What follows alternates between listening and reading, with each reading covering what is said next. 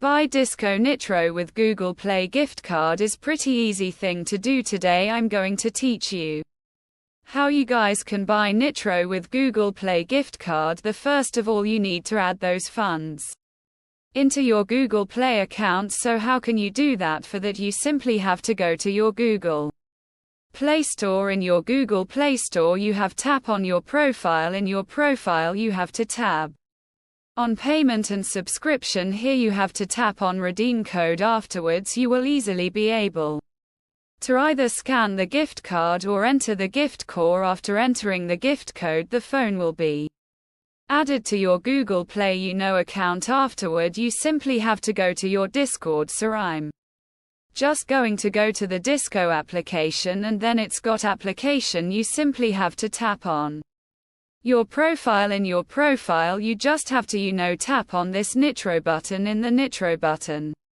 it will take you to the Get Nitro section. Here you simply have to select either of these option that you want to get. So suppose you want to get this, so I'm just going to click on that, and have you guys can see, you will be able to see this option here. You have to tap on purchase. After that thing on purchase, as you can see, it is directly accessing my funds from the Google Play. So that's pretty much it. That's